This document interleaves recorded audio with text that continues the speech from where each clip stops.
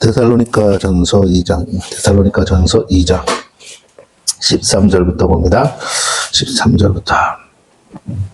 이러므로 우리가 하나님께 끊임없이 감사함은 너희가 우리에게 들은 바 하나님의 말씀을 받을 때에 사람의 말로 받지 아니하고 하나님의 말씀으로 받음이니 그랬습니다. 진실로 그러하도다. 이 말씀이 또한 너희 믿는 자 가운데서 역사하느니라. 바울이 담대히 이렇게 강조하는 것이 무엇이냐. 오늘날 교회 수많은 성도들에게 무엇을 강조하느냐. 그곳에 있는 목회자나 지도자들이 전해주는 하나님의 말씀을 사람의 말로 받는 사람이 있어요. 사람의 말로 받는 사람들이 있고 하나님의 말씀으로 받는 사람들이 있어요. 하나님의 말씀으로 받는 사람이 있어요. 그 차이가 뭘까? 오늘 본문에서는 정확하게 하나님의 말씀으로 받은 사람에게는 뭐가 있다고? 그 말씀이 또한 너희 믿는 자 가운데 역사했다. 믿음의 역사가 있었다 그랬죠. 우리가 데살로니가 전서의 앞에 볼 때도 한번 다뤘지만 세 가지, 교회에 반드시 있어야 될 세 가지가 뭐라고요? 믿음의 역사, 사랑의 수고, 그리고 소망의 인내라고 배웠습니다. 이건 공식이에요, 공식. 이 세 가지는 반드시 믿음, 소망, 사랑, 이 세 가지 반드시 우리가 알아야 되는 겁니다. 앞에 거는 약간 추상적인 개념이라면 그 추상적인 개념이 우리 삶에 실제로 드러날 때는 이렇게 드러난다. 그래서 믿음이 있느냐 없느냐를 뭘로 보냐? 역사가 일어나냐 안 일어나냐.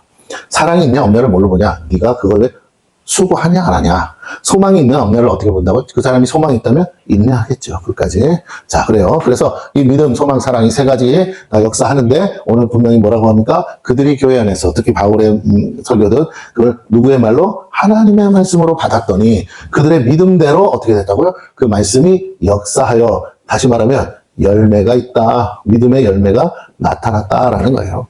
열매가 있으니까 뭐예요? 당연히 소문이 들리겠죠.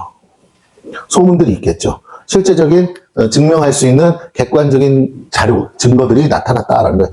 누구도 부인할 수 없는 증거로 인해서 소문이 날 수밖에 없어요. 교회가 소문나는 거예요. 이 믿음의 역사들을 통해서. 우리가 대표적으로 치유의 역사가 있을 수 있고, 귀신이 따라가는 역사도 있을 수 있고, 말씀으로 변화되는 역사도 있을 수 있고, 거듭나는 역사도 있을 수 있고, 수없이 많겠죠. 어쨌든 믿음의 역사. 우리가 대표적으로 교회 안에서 가장 바라는 거, 우리가 소위 사역이라고 하면서 사역은 믿음으로 하는 거니까 사역이라고 하는 모든 일들이 다 이 부분에 해당된다라는 거예요. 사랑의 수고는 뭐라고 그랬어요? 대상들을 위해서 내가 헌신하는 거죠. 시간과 물질과 헌신과 희생을 하는 것을 말합니다. 중보하는 기도도 마찬가지고 소망의 인내는 뭐예요? 포기하지 않는 거죠. 한 영혼에 대해서 포기하지 않는 거, 그리고 하나님의 약속을 포기하지 않는 거. 아브라함이 하나님의 말씀을 쫓아갔을 때 어떻게 됐다고요? 25년간 주리라 하신 자녀가 없었음에도 그는 하나님의 말씀을 믿었더니 그것을 의로 여기셨다. 끝까지 인내했을 때 뭐라고요? 100세가 되어서 더 이상 아브라함과 사라가 더 이상 인간적인으로는 생식 기능이 이미 다 멈춰있는 상태에도 하나님 말씀 믿었을 때 이 소망의 인내가 결국은 이삭이라는 아들로 기적같이 낳는 역사가 일어났다는. 아브라함의 하나님을 아브라함 혼자만 믿는 건 아니죠. 근데 아브라함이 함께 거느린 자가 몇 명이라고요? 길리우고 나가는 자만 318명이라고 그랬어요. 이 사람들만 있는 게 아니라 이 전쟁에 나갈 수 있는, 싸움을 할 수 있는 사람으로 길리워진 장정만, 남자만 얘기하는 거야. 318명이나 했어요. 그럼 최소한 곱하기 자녀들까지 꼭 3을 한다면, 그 당시에 더 많이 나왔겠지만 최소한이라고 했어요. 3을 한다면 무려 약 1000명 정도 되는 사람을 거느리고 살았다는 거예요. 그런 아브라함 한 사람 때문에 이삭이 100세가 되고 사라가 90세 된 할머니가 이 하나님의 약속대로 이삭을 낳았을 때 아브라함의 하나님은 진짜 하나님이라는 걸 1000명의 무리가 다 믿을 수밖에 없는 거죠. 그 사람들만 믿은 건 아니겠으나 어쨌든 아브라함과 매일 먹고 마시고 함께했던 이 1000명의 무리는 아브라함의 하나님을 믿을 수밖에 없어요. 왜? 너무 확실한 증거가 나타났기 때문에. 이 모든 것들이 결코 믿음, 소망, 사랑 이거는요 항상 함께하는 겁니다. 마치 삼위일체 하나님처럼 떨어지지 않는 거예요. 그러니까 이걸 따로따로 생각하지 마세요. 믿음의 역사가 일어나려면 이것들도 뒤에서 받쳐줘야 일어나는 거니까. 어쨌든 오늘 그 하나님의 말씀이 실제라는 걸 그들의 삶의 열매로서 증거했다. 그래서 바울이 너희들이 진짜 내 말을 내 말로 듣지 않고 하나님의 말씀으로 받았구나. 왜? 이거 보고 알 수 있다. 오늘날 교회 안에 이거 보고 뭐라고요? 저 교회는 하나님의 말씀으로 듣는구나. 그러나 자기 삶에 그게 없으면 그는 다 사람의 말로 듣고 있구나. 교회 안에 은혜 받는 사람과 은혜 못 받는 사람의 차이가 뭐라고요? 여기 있어요. 은혜를 받는데 사단이 와서 그 말씀의 씨를 뺏어갈 수 있어요. 사단이. 그걸 극복해야 돼. 그런데 이 말씀을 진짜 제대로 받아서 심었다면 반드시 열매 30배, 60배, 100배의 결실이 맺어진다라는 거예요. 이걸 한번 경험한 사람은 말씀을 놓치지 않죠. 다른 모든 사역 다 중요합니다. 그러나 내 삶에 믿음의 역사가 일어나는 건 결국 믿음은 들음에서, 들음은 그리스도의 말씀이라고 그랬으니까 하나님의 말씀으로 듣고 믿어 순종했더니 말씀대로 되네? 경험하는 거죠. 오늘 이것이 교회 안에서 가장 중요한 일 중에 하나인데 바울이 그것을 우리에게 강조하고 있어요. 데살로니가 교회는 적어도 기본이 잘 된 교회다. 이 세 가지가 다 있었어요. 유일하게. 그런데 이 모범이 되는, 정말 모범되는 교회야. 믿음의 역사, 사랑의 쓰고, 소망의 인내, 거기다 더 나아가서 선교적 삶을 통해서 계속 데살로니가 교회 때문에 교회가 또 세워지고 주변 각처에 복음이 전파되고 그래서 아름다운 소식이 전해질 뿐만 아니라 또 아름다운 소문들이 나면서 왜? 사랑의 수고를 하니까 그래서 모두에게 칭찬받는 교회로 세워졌다는 거예요. 그렇다고 해서 이 교회가 어려움이 없었냐? 아니, 있었어요. 이 교회가 문제가 없었냐? 아니, 있었어요. 그럼에도 불구하고 그들의 믿음을 타협하지 않고 그걸 극복해 나가면, 장애물들을 극복해 나가면서 또 여전히 믿음에서 이탈하지 않고 있었다라는 거. 바울이 이것을 감사했고 또 이들에게 칭찬하고 있습니다. 그러면서 14절에 형제들아, 너희가 그리스도 예수 안에서 그럽니다. 자, 그러면서 뭐라고 하느냐 설명을 하는 거예요. 내용 설명을. 앞에 13절에 대한 내용 설명으로 그러면서 뭐라고 하는지를 보세요. 너희가 그리스도 예수 안에서 유대에 있는 하나님의 교회들을 본받은 자 되었으니, 이 유대에 있는 하나님의 교회, 유대에 있는 하나님의 교회, 한마디로 뭡니까? 이것은 예루살렘 교회. 원래 이게 뭐예요? 모교회죠. 여기서 다 나오는 거니까. 자, 그런데 너희가 뭐라고요? 예루살렘 교회를 뭐 했다고요? 본받았다. 본받았다. 그 증거가 뭐냐? 너희가 이들을 본받았다는 증거가 뭐냐라는 거예요, 증거. 그것에 대해서 설명하기를 뭐라냐? 이렇게 설명합니다. 그들이, 예루살렘 교회 사람들이 유대인들에게 뭘 받았어요? 고난을 받은 것 같이 너희도 너희 동족에게서 동일한 고난을 받고 있구나. 증거는 고난 또는 핍박이라고 하죠. 핍박. 그런데 데살로니가 교회도 뭐라고요? 자기 동족에게서, 중요한 거예요. 이 핍박을 누구에게서 받았다? 동족에게서 받았다. 유대인들은 유대인들에게서 받았다. 적이 멀리 있지 않다라는 거예요. 이방인인 데살로니가 교회 성도들도 그 주변에 있는 식구들, 가족들, 내 친한 친구들, 이웃들로부터, 같은 동족들로부터, 이 동족 아닌 사람이 핍박한 게 아니라 같은 동족들이 핍박했다는 거예요. 여기서 예수님 말씀이 성취되는 거예요. 우리의 적은 멀리 있지 않아요. 네? 시부모랑 며느리가 싸우느니라, 형제 간에 싸우느니라. 예수님 그랬죠. 내가 너희에게 화평을 주러 온 것이 아니라 검을 주러 왔노라. 오늘 사실 사단은요 멀리 있잖아요. 에덴 동산에서도 사단은요 가까이 있었어요. 뱀으로 등장해서 나타났다니까요. 오늘 우리가 예수를 제대로 믿으면 믿을수록 우리 주변은 시끄러워요. 우리의 가장 가까운 사람들이 그중에 예수를 믿든 안 믿든 누군가는 사단의 종노릇을 할 수가 있어요. 그 사단의 종노릇 하는 자들이 누구냐를 보지 마세요. 그게 내가 될 수도 있는 거예요. 우리는 순간순간 넘어지니까 그 사단의 종노릇을 해서 뭐 한다고요? 나로 하여금 믿음에서 떨어지게 만든다는 거예요. 그럼 이때 우리가 뭐 해야 돼요? 다시 원점으로 우리가 뭐 해야 돼요? 하나님 말씀을 받아요. 하나님 말씀 듣는데 집중해야 돼요. 하나님 말씀 붙드는, 여러분 수학 공식이 하나만 있지 않죠. 여러 가지 공식들이 있어요. 이것도 대입하고 저것도 대입하고 이것도 대입해서 풀어야 될 문제들이 있어요. 다시 말할게요. 유치원 수준에서 1 더하기 1은 2 이렇게 단순하게 풀어가는 것도 있습니다. 그러나 삶은 갈수록 복잡해요. 예수 믿으면 예수 믿기 전에 삶은 단순합니다. 그러나 예수 믿고 나면요 굉장히 복잡해져요. 왜? 우리가 하나님에 대해서 알면 알수록 세상과 멀어질 수밖에 없고 세상과 구별될 수밖에 없고 세상과 같이 짝하여 갈 수 없는 게 너무 많아. 그러다 보니까 정말 삶이 계속 복잡해지는 거예요. 무거운 짐도 많아져요, 사실은. 그러다 보니까 우리가 어떻게 된다고요? 이것도 할 수 없고 저것도 할 수 없고 이렇게도 할 수 없는 상황. 여러분 보세요. 사방이 우겨싸여서 이러지도 저러지도 못하는 상황 속에서 돌파구를 찾아야 되니 얼마나 복잡해요. 아무 고민거리 없을 때는 그냥 막 살아도 돼. 근데 이것도 걸려, 이것도 걸려, 이것도 걸려, 이것도 걸려. 나보고 어떡하라는 거야? 근데 보니까 어디 돌파구가 이렇게 딱 하나 있어. 그럼 그 좁은 길로 가야 되는데 누구에게도 피해주지 않고 갈 수 있는 길이 하나 있는데 그건 우리 힘으로 안 돼. 하나님이 보여주셔야 된다. 요 조그맣게 바늘구멍만한 틈으로 우리가 삐져나가야 돼. 요 길이 하나 있는데 요 살 길을 우리가 찾아야 되는데 우리 힘으로 어떻게 찾습니까? 하나님이 믿음의 눈을 밝히사 이걸 딱 보여주셔야 돼요. 예를 들면 아브라함의 첩인 하갈이 하갈이 그러고 싶어서 그렇겠습니까? 사라가 믿음이 없다 보니까 자기가 아기를 못 낳는다는 사실은 알겠고 그래서 어떻게 해요? 아브라함에게 하갈을 붙여주잖아요. 저 자식은 내 자식이 될 거다. 그러면서 그런 씨바지를 했어. 근데 하간이 그렇게 있다가 나중에 이제 사라가 애를 낳고 나니까 뭐예요? 이스마엘이 그 이삭을 좀 놀렸거든. 그러니까 사라가 뭐라고 쫓아내. 우리는 함께 유업을 얻을 수 없다. 이러니까 쫓겨났어요. 여러분, 근데 사라가 하간이 어떻게 하면 막 가서 대성통곡하면서 울잖아요. 어린 애를 데리고 어디 갔어? 어떻게 살라는 거야? 근데 하나님이 눈을 열어주세요. 그 순간 그 기도를 들으시고 아이의 울음소리를 듣고 응답하셨다 그러거든요. 그러면서 내가 네 자녀도 축복하겠다. 12지파를 세워주겠다. 그러면서 뭐라고요? 목이 말라 죽겠는데 딱 눈을 여니까 어떻게 돼요? 물이 샘솟는 샘을 찾게 돼서 거기서 물을 먹고 살아납니다. 그래요? 오늘 우리가 한 가지 깨달아야 될 거, 하나님이 눈을 열어주지 않으면 아무리 길이 대로같이 얇아도요 그것이 안 보여요. 참 신기해. 사람 마음이라는 게 그래. 정신이 하나 팔리면요 옆에 놔두고도 헷갈려. 우리 그런 거 있잖아요. 건망증 올 때 안경을 쓰고 있는데 내 안경 어디 가서 찾는 사람 있잖아요. 그죠? 또 핸드폰을 옆에 두고 있는데도 내 핸드폰 어디 갔지? 이런 사람도 있어요. 방금 핸드폰 자기가 이렇게 있으면서도 한번 사람이 이렇게 건망증이 온다든지 그러면 정신줄이 나가면요 눈앞에 두고도 난 놓고 기억자 모른다듯이 눈앞에 두고도 도저히 감이 안 찾을 이게 감춰졌다 그러거든요. 눈이 감춰지고 이렇게 감기면 답이 없어요. 근데 실제로 눈이 장님이 됐다 이 말이 아니라 우리의 마음이 갑자기요 눈이 가려지면 앞에 두고도 길을 못 찾듯이 그렇게 헤맬 수 있어요.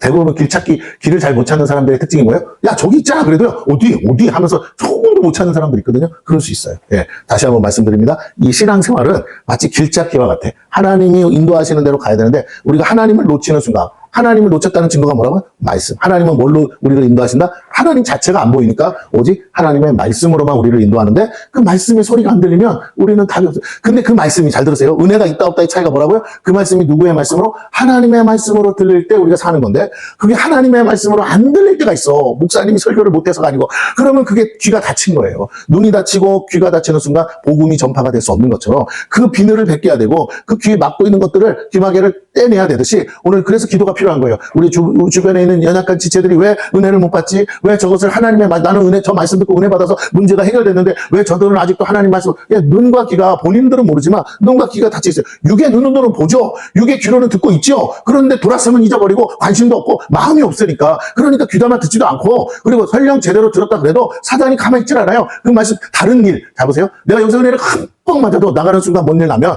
갑자기 은혜 다 쏟는 거야. 사단은 끊임없이 우리가 연약함을 알기 때문에 어떤 사람에게 어떻게 하면 은혜 쏟는지 알아. 은혜를 또 알면서도 계속 문 밖에만 나가면 은혜를 쏟는 사람들이 있어요. 여기서는 한없이 아멘하고 은혜 받고 너무 감사해 하는데 나가면 그런 사람 어떻게 해야 되죠? 기도해야 되는 거예요. 그런 사람들이 앉아서 조는 사람도 있죠. 또 앉아서 눈을 말뚝말뚝 뜨고 있는데 뭔 소리인지 몰라서 딴 생각하고 있는 사람도 있죠. 그리고 어떤 사람 아주 대놓고 핸드폰 보면서 설교 안 듣는 사람도 있죠. 뭐 여러 가지 하나님이 다 일하시지만 그런데 중요한 건 기도해야 돼요. 우리가 그 사람을 탓할 게 아니에요. 영적인 세계의 일이라서 그 영혼을 지금 사단이 옆에 앉아가지고 쏙닥거린다고요. 야, 저 목사 설교 들을 시간 없고 핸드폰이나 봐라. 아니면 자꾸 다른 생각을 줘. 야, 너 아까 그거 어떻게 할 거야? 그래서 설교를 듣고 있는데 또 그 생각으로 자기 스케줄 짜고 자기 계획 짜고 막 이러고 앉아 있는 거야. 그러니까 말씀이 들어갈 틈이 없고 들어간다 한들 마귀가요 그 자리 옆에서 말씀이 뚝 떨어지면 어떻게 홀라닥 빼먹고 하는 거예요. 근데 그걸 못 깨닫는 거야. 또 깨달아서 여기서 은혜 받았어도 저 문을 열고 나가는 순간 벌써 마귀가 대기하고 있어요. 그럼 어떻게 된다고요? 갑자기 이리때처럼 덤벼드는데 속수무책으로 당하는 거예요. 우리는 영적 전쟁의 한가운데 있기 때문에 요 씨가 떨어져서 요 씨가 자라서 30배, 60배, 100배의 결실을 맺을 수 있다는 걸 우리보다 마귀가 더 잘 알아. 그래서 우리가 복 받는 게 싫어. 하나님의 말씀이 능력이라는 건 마귀가 우리보다 100배, 1000배 잘 알아요. 영적 존재이기 때문에. 그래서 뭐라고요? 그 말씀을 우리 심령에 못 심게 하려고 온갖 방법으로 수단 방법 가리지 않고 일하고 있는데 우리가 깨어있다라는 말이 뭐예요? 마귀가 그렇게 역사하고 있다는 걸 알아야 되는데 우리는 몰라. 아니 알고 싶지도 않아. 마귀에 대해서 생각하고 싶지도 않아. 목사님 그런 소리 하지 마세요. 지옥 얘기 그만해주세요. 마귀 얘기 그만해주세요. 어떻게 목사님 맨날 그 소리만 해요? 실제니까. 그리고 실존하니까. 그리고 당신이 복받지 못하는 이유가 그것 때문이니까. 그 마귀 새끼가 죄 짓게 했고 그 마귀 새끼가 당신을 알고 하나님 관계 끊어놓게 했고 그 마귀가 믿음 다 뺏어먹고 있고 그 마귀가 뭐 하느냐고요? 당신이 지옥 갈 수밖에 없도록 계속 미혹하고 하고 있으니까 그럼 저보고 어떻게 하라는 거예요? 그러니까 기도하라는 거예요. 기도 외에는 이런 이유가 나가는 일이 없다고 하나님 주님이 못을 박아버렸어. 여러분이 앉아서 공부를 많이 하고 성경책을 달달 읽어도 소용없어요. 사단이 딱 와서 단추 하나만 딱 누르면 컴퓨터 있잖아요. 컴퓨터가 안 돌아가다가 딱 리셋 버튼 누르면 다시 처음으로 돌아가듯이 딱 누르면요 싹 없어지는 거예요. 게임할 때 처음으로 돌아가듯이 싹. 그럼 내가 이때까지 한 수고가 어떻게 된다고요? 싹 지워져 버리는 거예요. 포맷하듯이. 허무하지. 그래 어떻게 인생이 그런 걸. 내 실수야. 근데 자꾸 그러면 되겠냐는 거야. 아무리 노력을 해도 안 돼. 아무리 열심을 해도 안 돼. 어느 날 갑자기 은혜를 쏟아서 리셋, 다시 처음으로. 너무 허무하죠. 사단이요, 그 재미를 알아. 그래서 평상시에 안 건드려. 그러다가 은혜 받아. 너 많이 받아. 그리고 딱 나가는 순간 뭐라고요? 뭐가 하나 확 다가와서 낚아채는 순간에 독수리같이 낚아채는데 뭐라? 그 말씀을 낚아채요. 근데 나는 말씀을 낚아챘다는 생각을 안 해. 왜? 알고는 있으니까. 머리로는 기억해. 그런데 왜 말씀대로 못 사냐면 낚아챘다라는 증거가 뭔지 아세요? 그 사람에게 반응해. 그 말에 반응해. 그 상황에 반응해. 그 사건에 반응해. 내가 지금 감정적으로 뭔가에 반응하고 있어. 기분 나빠. 이건 아니잖아? 갑자기 말씀은 온데간데 없고, 그 말씀을 제대로 꼭꼭 씹어서 소화를 시켜서 내 걸로 만들어야 될 시간도 없이, 뭐라고요? 그새 그냥 휙 하고 낚아채는 거예요. 받기는 받았어. 그런데 그걸 내 것으로 온전히 심어야 되거든. 마음에 묵상하면서. 근데 그거 할 시간 없이 어떻게 해요? 내 손에서 싹 낚아채간다는 거예요. 난 은혜 받았다는 건 좋아서 나가기는 나가는데. 예, 왜? 깨어있지 않아서. 사단이 기다리고 있다는 생각을 안 해요. 매번 당하면서도 똑같아요. 무슨 건망증 환자처럼 아무 생각 없이 앉아있다 은혜 받아 아멘 그러고 나가는데 할렐루야 하다가 갑자기 먼 일로 오늘은 이런 일로 내일은 저런 일로 계속 시험거리가 오는 거예요.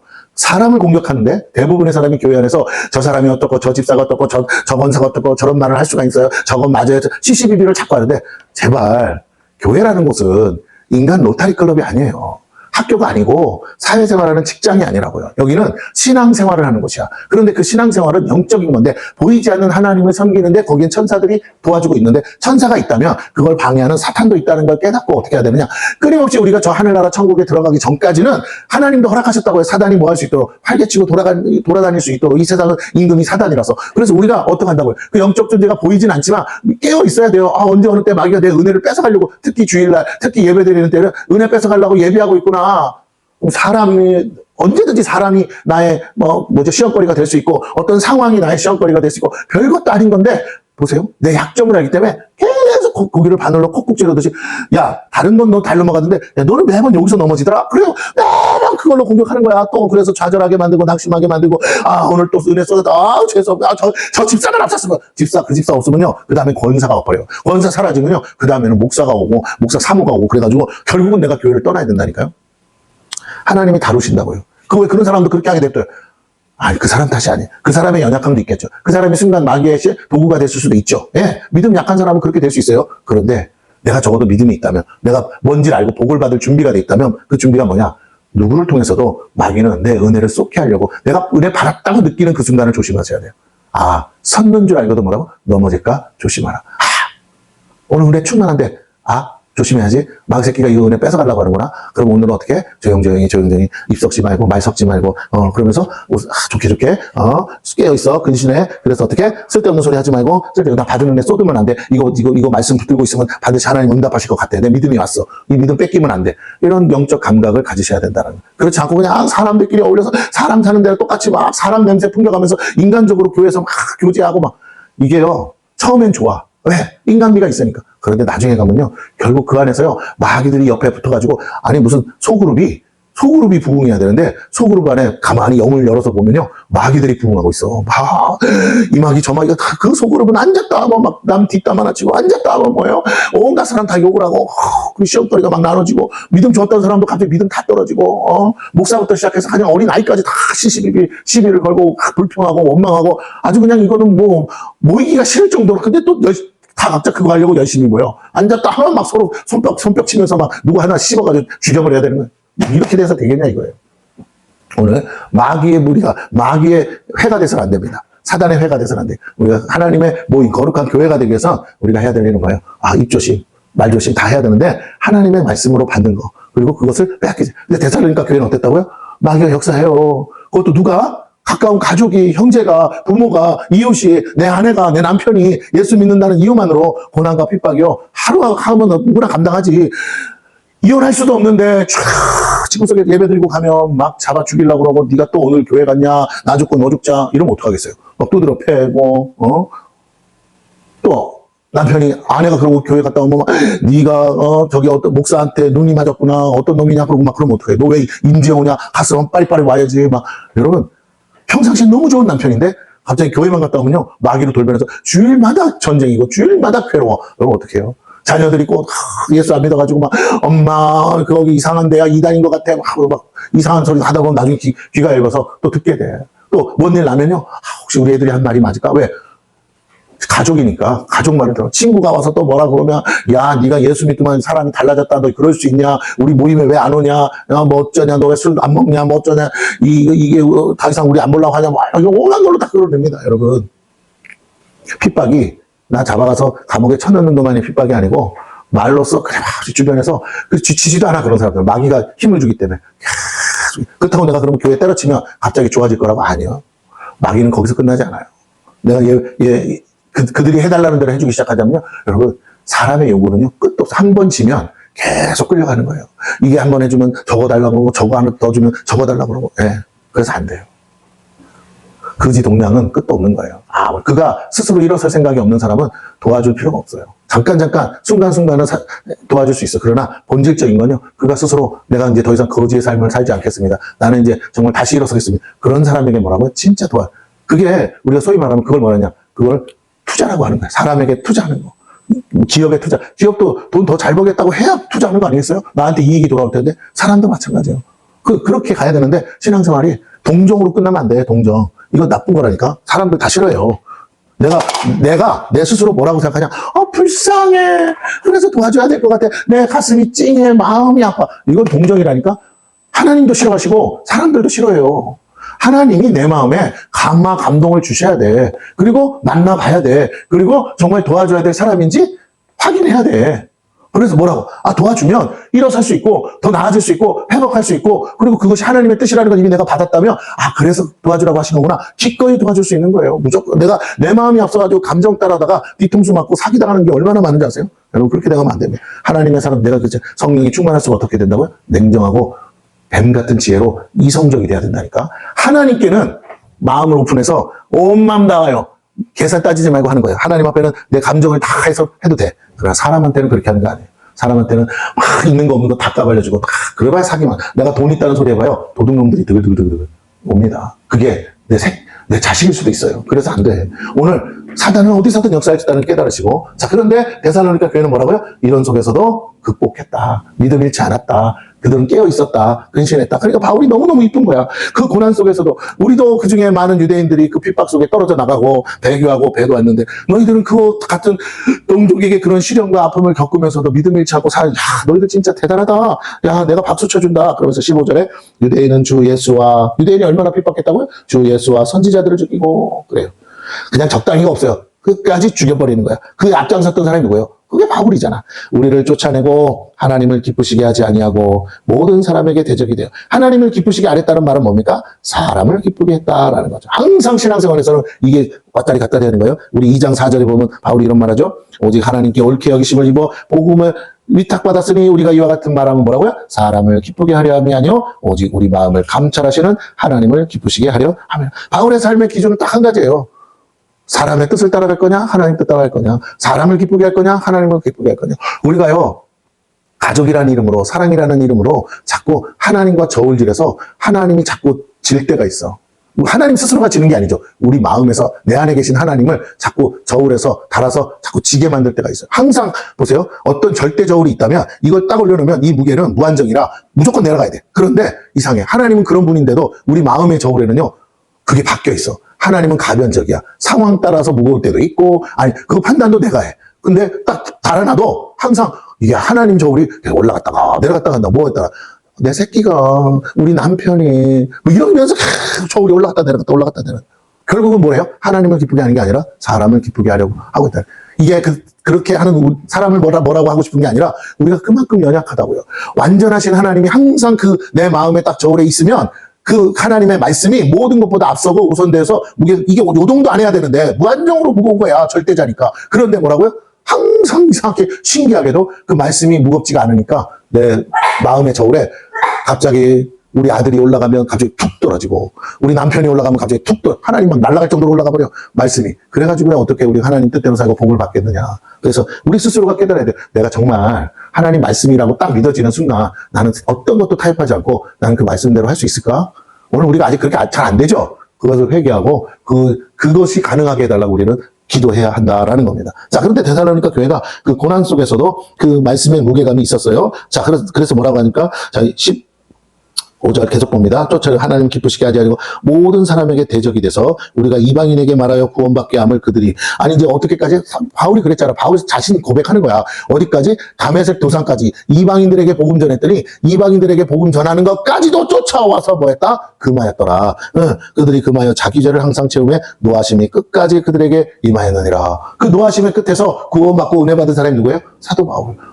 주님이 어떻게 해요? 한 방 딱 치니까 뭐예요? 눈이 탁 멀어버리고 자빠지잖아. 오도 가도 못하고 아무것도 할 수 없는 상태. 그런데 하나님의 아나니아를 보내서 복음을 전하고 그걸 듣고 믿음으로써 다시 눈이 뜨이고 그러면서 이방인의 사도로 쓰임받는 축복을 받았습니다. 바울이 그 얘기하는 자기 얘기하는 거예요. 그러면서 지금 그러나 어떤 이들은 그런 은혜가 없어서 여전히 마귀의 종로를 타고 그렇게 하고 있는데 너희들 그 가운데서도 유대인들 중에서도 끝까지 믿음을 지키는 이들이 있지만 믿음 못 지키는 이들인데 참 너희들 뭐라고 할까요? 참 갸륵하다. 참 어떻게 그 없는 중에 그 연약한 중에 유대인도 아닌데 어떻게 그렇게 끝까지 예수 믿었으니 우리 선교사님이 베트남에서 저도 아는데 베트남 학생들을 대학교 다니는 내내 말씀 가르치고 이거 도와달라 그러면 이거 도와주고 저거 도와달라면 저거 도와주고 옛날에 저도 캠퍼스에서 중국 학생들 도와주는 거 같이 거둘 때 중국인 학생들이요 믿는 척하고 모임도 다 하고 예배도 오고 다 근데 뭐 자취하니까 뭐 이거 필요하면 그거 사다 주고 저거 필요하면 저거 얻어다 주고 다 해. 나중에 보면요 직장 얻어가지고 입 싹 닫고 도망가 버려요. 연락도 안 돼요. 그런 애들이 한둘이 아니야. 근데 베트남도 공산국가라서 그런지 어쩐지 모르지만 그 아이들이 뭐 진심이 없어서가 아니라 그러다가 부모님이 예수 믿는다는 사실을 아는 순간 갑자기 다 끝나요. 가족관계를 깰 수는 없으니까 다 신앙 내려놓고 다시 고향으로 돌아가서 어떻게 해요? 그 예배당도 없으니까 그냥 다시 신앙 없는 상태로 돌아가는 일이 한두 번이 아니래. 또 어떨 때는 연락 없이 사라질 때도 있대요. 너무너무 허무하지. 정말 씨를 뿌렸는데 열심히 수고해서 4년 내내 열심히 제자 만들어서 훈련 다 했어. 모임 가운데 잘 나오고 항상 은혜 받고 다 좋았는데 결정적일 때 사라져버려요. 결정적일 때 없어진다는 거예요. 네, 물론 또 어떤 이들은 부모가 반대해도 그 핍박 속에서도 끝까지 믿음 지키고 얻어 터져도 믿음 지키고 그러면서 관계가 깨지죠 당연히. 그럼에도 믿음 잃지 않아. 그런데 신기한 건 그들이 결국에 나중에 보면 다 하나님의 은혜 가운데 잘 돼서 어떤 이들은 간사가 되기도 하고 어떤 이들은 목회자로 가기도 하는 사람도 있고 그리고 어떤 이들은 또 그 삶 가운데 하나님이 복 주셔서 축복의 통로가 되기도 하고 그러면서 믿지 않는 가족들까지 다 구원하는 역사가 일어나더라는 거죠. 오늘 바울이 그 얘기를 하는 거예요. 그러면서 그 유대인들이 자기들 머리 위에 뭐한다? 진노의 잔을 숯불을 쌓고 있다. 그러면서 그들에게 임한다. 그러면 이건 뭘 말하는 거야? 너희들 포기하지 말고 끝까지 믿으면 하나님이 반드시 갚아주신다. 하면서 이제 17절에서 20절에 아주 재밌게 이제 딱 이 바울 자신에 대해서 얘기하면서 나 너희들 보고 싶어 하고 말합니다. 이게 이제 계속 이어지는데 보세요 한번.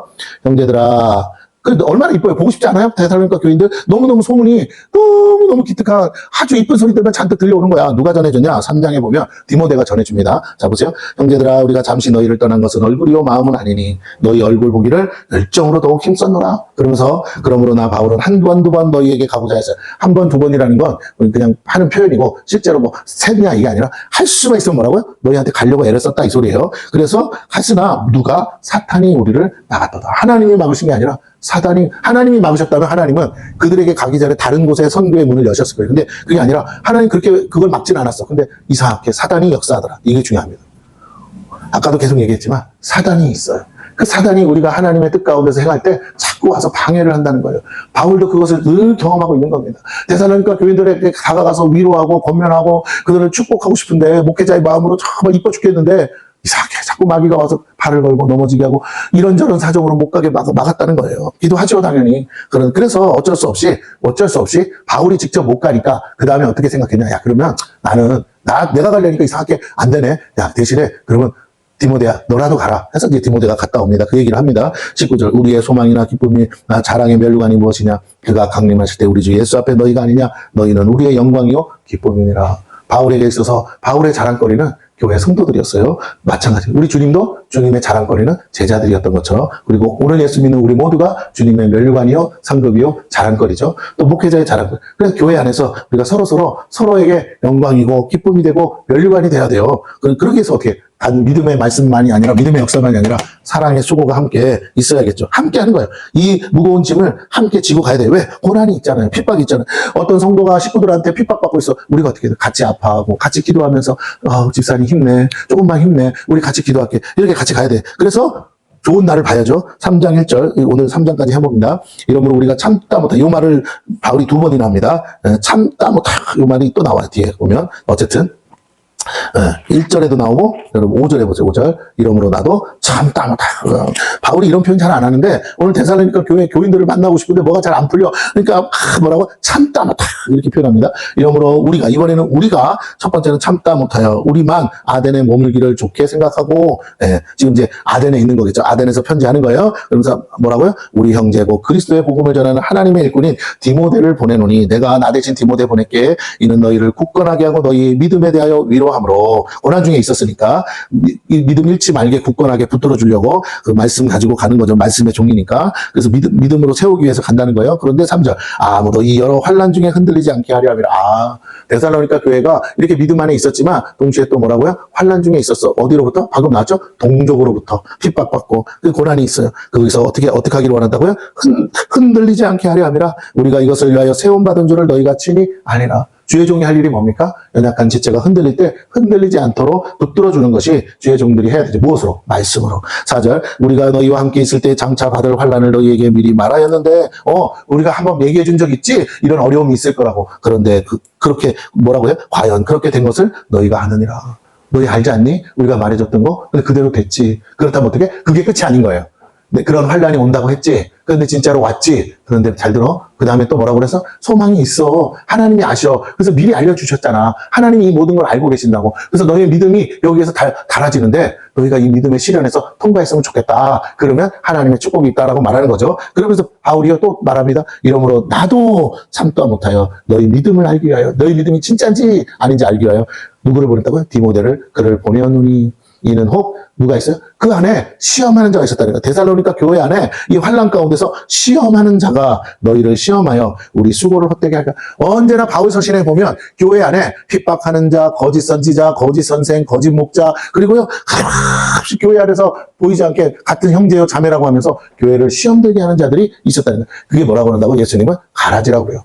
알곡이 아니야. 가라지. 하나님이 택한 자들이 아니야. 그런데 꼭 들어와서 겉으로는 하나님의 사람인 것처럼 하는데 꼭 마귀 짓을 하고 마귀의 종로로 타는 사람도 있어요. 아무리 얘기해도요. 겉으로는 훌륭해. 근데 그 속은요. 항상 결정적일 때 시험 들게 하는 사람들이 있어요.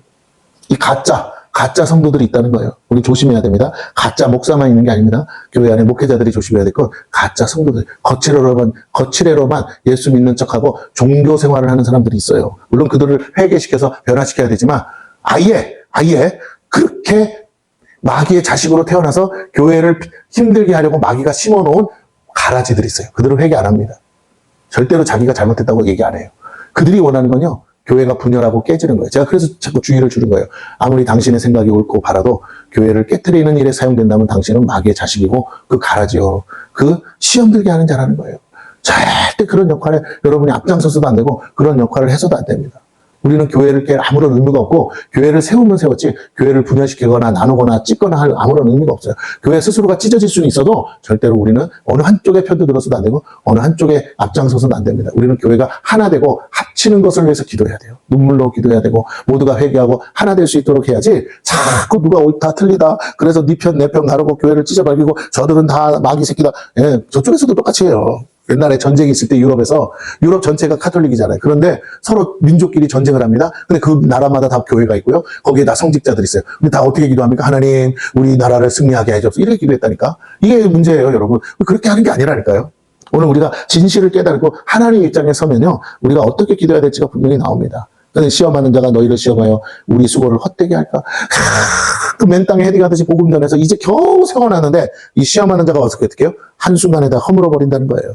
오늘 마귀는요, 끊임없이 교회 안에 들어와서 역사에서 계속 그렇게 시험 들게 하면서 교회를 무너뜨려, 교회 기초부터 없애버리려고 하는데, 여러분, 우리 이 사실을 알아야 돼요.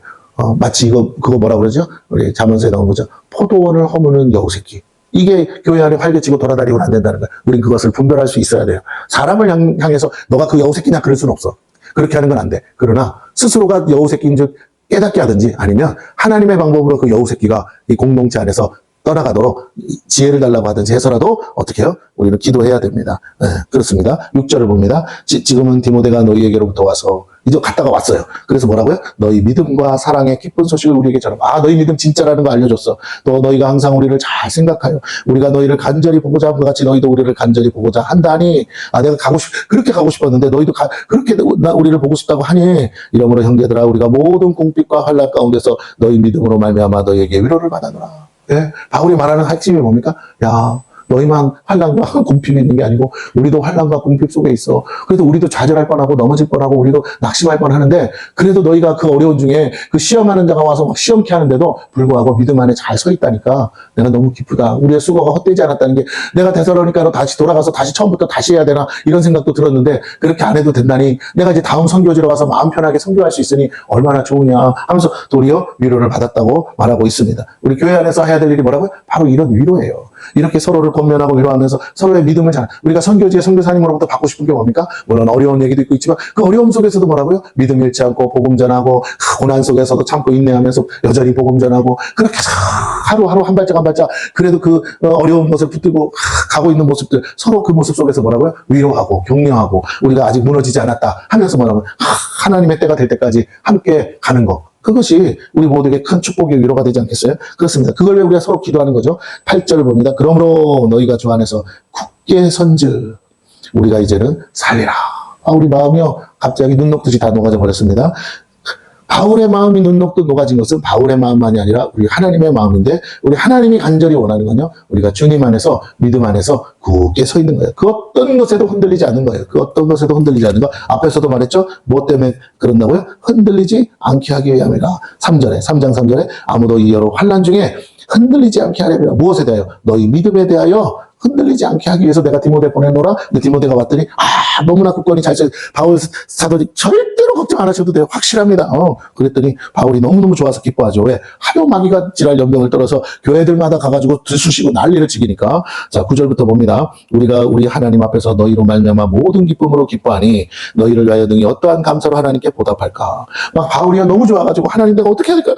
내가 뭐 가진 것도 없고 근데 하나님 앞에 어떻게 감사드릴 수 있을까요? 막 이제 어린아이처럼 지금 기도하는 겁니다. 그러면서 주야로, 그냥 바울이 너무 기뻐서 주야로 심히 간구하면 너희 얼굴을 보고 너희 믿음이 부족한 것을 보충하게 하려. 할 수만 있는 대로 그들에게 더 큰 믿음 줄 수 있게 가서 보고 싶다고 막 이제 막 때를 쓰는 거죠. 주야로 기도하는 겁니다. 너무 감사해서. 그러면서 11절에 그 기도의 내용이 나오는 거예요. 11절부터 13절까지가 그 감사함에 막 너무 격해서 바울이 밤낮으로 기도한 기도의 내용이 뭐냐? 첫 번째가요, 빨리 나 좀 거기 가게 해달라 하는 거예요. 자, 그래서 뭐라고? 하나님, 우리 아버지와 우리 주 예수는 우리 길을 너희에게로 갈 수 있게 하시오며. 이게 바울의 기도라는 거예요. 하나님, 제발 데살로니가 교회 한 번만 더 갔다 오게 해주세요. 또 두 번째, 또 주께서 우리가 너희를 사랑함 같이 너희도 피차간에 모든 사람에 대한 사랑이 더욱 많아 넘치게 하사. 하나님, 두 번째 기도는요, 우리가 거기 가는 거, 첫 번째가 가는 거라면 이제 그들 안에 있는 사랑이 넘쳐서 서로 사랑해서 죽고 못 사는 사이가 될 수 있을 정도로 그렇게 뜨겁게 사랑하는 관계가 됐으면 좋겠어요. 교회가 자꾸 여러 환난 때문에 깨지지 않았으면 좋겠습니다. 13절 마지막으로 뭐라고 하느냐? 너희 마음을 굳건하게 하시고 우리 주 예수께서 그의 모든 성도와 함께 강림하실 때에 뭐라고요? 하나님 우리 아버지 앞에서 거룩함에 흠이 없게 하시기를 원하노라. 이 데살로니가 교회가 주님 강림하실 때까지 흠없이 온전히 서 있기를 원한다는 거예요. 이 세 가지를 하나는 가서 직접 보고 싶습니다. 갈 길을 열어주세요. 가서 그들과 함께 뜨거운 사랑을 나누고 있고 그들도 그렇게 서로 사랑하는 교회가 되기를 원합니다. 세 번째가 뭐냐?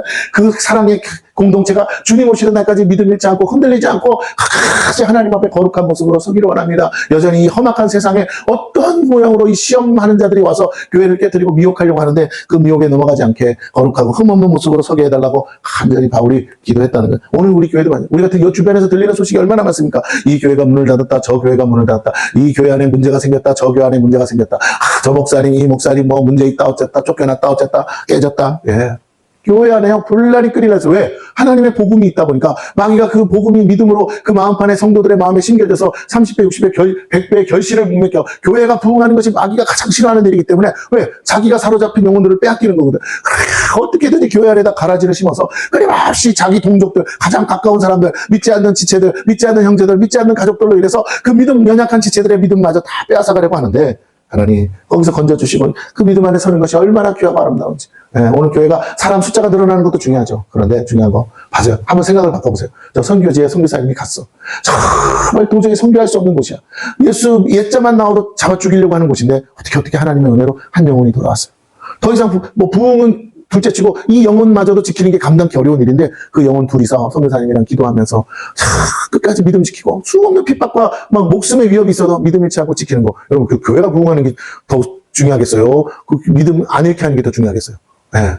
오늘 우리가 그런 상황 속에서 신앙생활 하는 거다. 선교지만이면 선교지에만 마귀가 있습니까? 여기도 마귀가 있죠. 공격의 방법은 다 틀려요. 그러나 여기도 교회가 이렇게 많다고 하지만요. 하나님 마음에 교회를 왜 심었어요? 하나님 마음에 부족한 거예요. 왜요? 구원해야 될 영혼들은 너무나 많고 또 구원받아야 될 영혼들의 상황이 너무나 다양해. 그래서 이 다양한 성도들이 구원받을 수 있는 교회들이 다양해야 돼요. 큰 교회도 있고 작은 교회도 있고 정말 어떤 교회는 그렇잖아요. 말씀으로 막 해야 되는 게 있고 또 이런 성령의 능력으로 막 해야 되는 교회도 있고 다양한 교회들을 세워야 돼. 하나님 볼 때 부족한 거라고. 이 좁은 동네 사람들은 자꾸 몰려오는데 지금 기존에 있는 교회들은 또 점점 차서 더 이상 앉을 자리가 없는데 어떻게? 또 새로 교회 세워야죠. 또 세워야 그렇게 해서 하나님 계속 잃어버린 영혼, 한 영혼이라도 낙오되지 않게 하시려고 작은 교회들을 큰 교회의 틈바구니 속에 작은 교회들을 심어서 이 그물에 빈틈이 없게 하시고 있는 게 지금 하나님 뜻이에요. 근데 그 안에서 문제는 뭐냐? 이 작은 교회들이 버텨내지를 못해.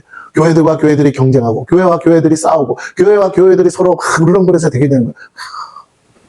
하나님을 믿고 하나님이 우리에게 맡길 영혼이 있음을 믿고 우리가 가는 거예요. 우리는 교회를 적으로 삼는 게 아니고 세상의 원수된 마귀를 적으로 삼고 그들에게 사로잡혀 있는 영혼들을 뺏어오는 게 우리의 역할인데 우리가 자꾸 서로 교회들끼리 경쟁하듯이 할 때가 있거든요. 아니 서로 싸우진 않죠. 그냥 경쟁하듯이 막 하는데 그래서는 안 돼요.